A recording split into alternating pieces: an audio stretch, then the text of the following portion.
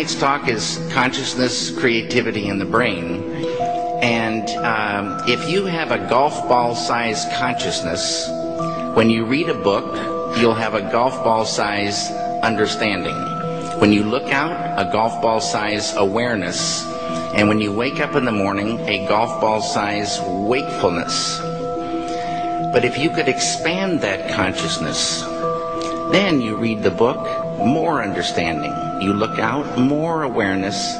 And when you wake up, more wakefulness.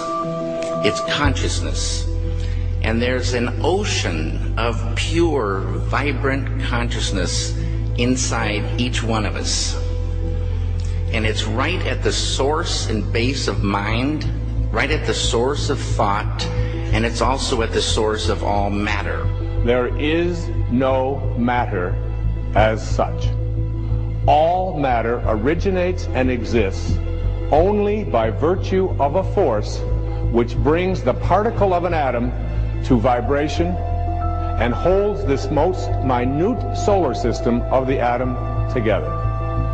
We must assume behind this force the existence of a conscious and intelligent mind. This mind is the matrix of all matter. Matter seems like a good place to begin. The solidity of the world seems totally indisputable. As a fixed thing that you can see and touch, your body is also reassuringly solid. But beginning with Einstein, modern physics has assured us that this solidity is a mirage. All of physical matter, everything we have around us, is the result of a frequency. And what that also means is that if you amplify the frequency, the structure of the matter will change.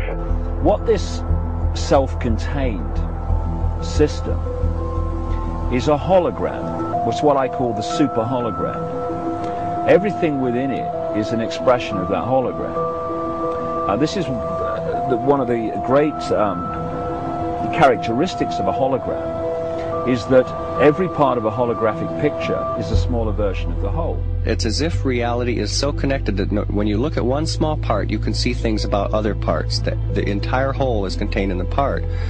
And in a sense, you can't divide reality up because we're cutting up a hologram. We can't find where one particle is because it's always a reflection of all particles.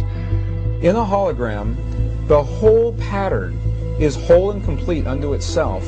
And if you were to take any little portion of this whole out and examine it closely, you will see the entire pattern repeating itself again and again and again. Anywhere in this pattern, if we were to change one little aspect on any one of these little holograms, that change would be reflected throughout the entire system. Quantum physics has revealed what ancient masters knew. Matter does not exist.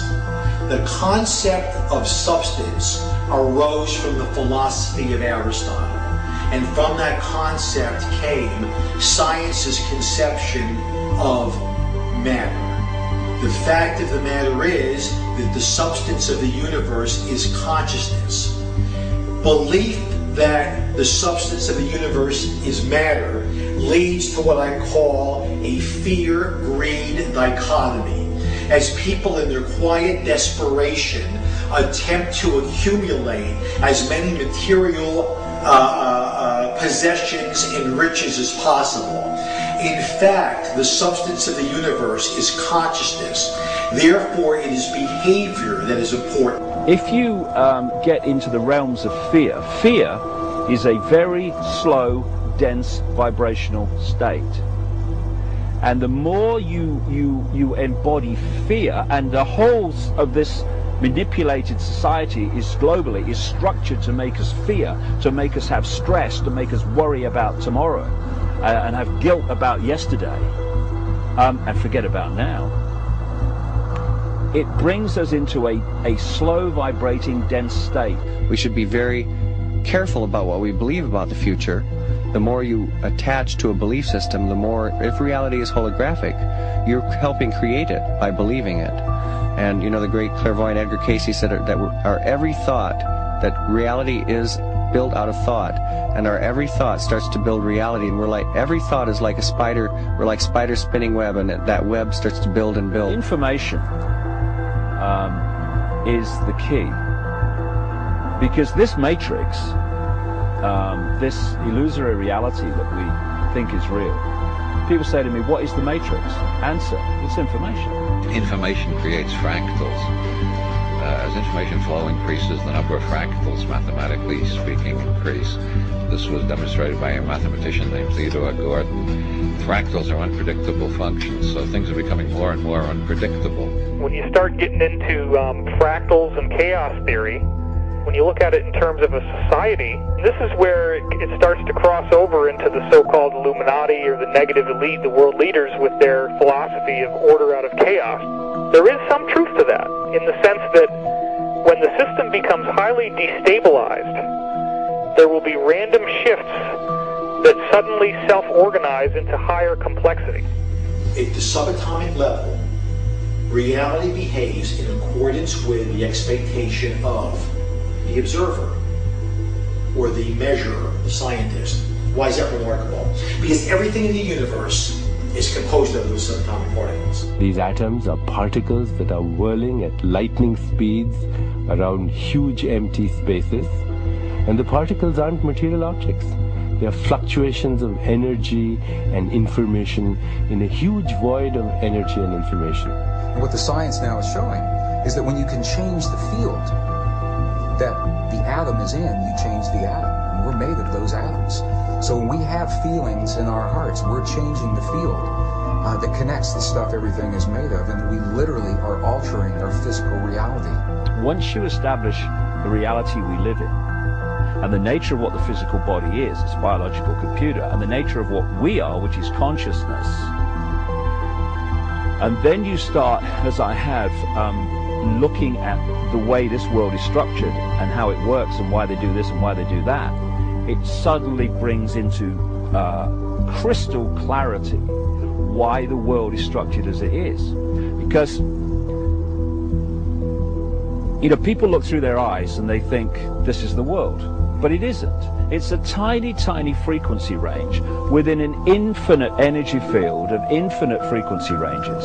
And basically it's like a holographic television channel. It is the act of consciousness that actually creates the building block that the universe is made of. I can't imagine a universe that exists without us, because it's the act of us observing the world around us that is creating, allowing us to create as we go in a participatory universe. We may never find the edge of our universe as we're looking to define what this universe looks like. We may never find the smallest particle in the quantum world to see what this stuff is that we're made out of.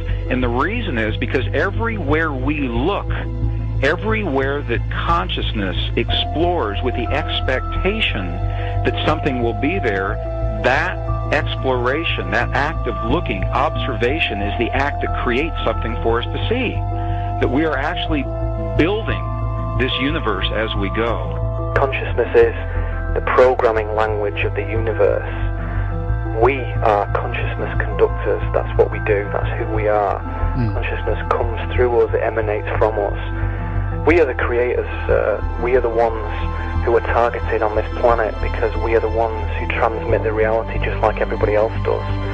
If you switch your brain off and you are sucked into the mainstream media illusion, we must understand that we are being used because we create reality. So if we are manipulated in a certain way, and if we are modulated in a certain way, then our creation becomes not ours but somebody else's.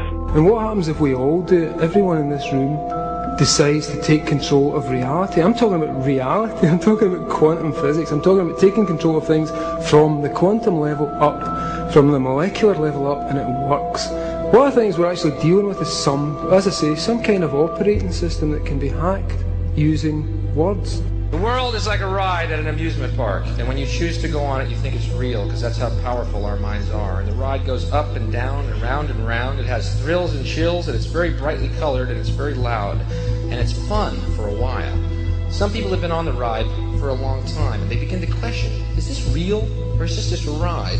And other people have remembered, and they come back to us and they say, hey, don't worry, don't be afraid ever, because this is just a ride.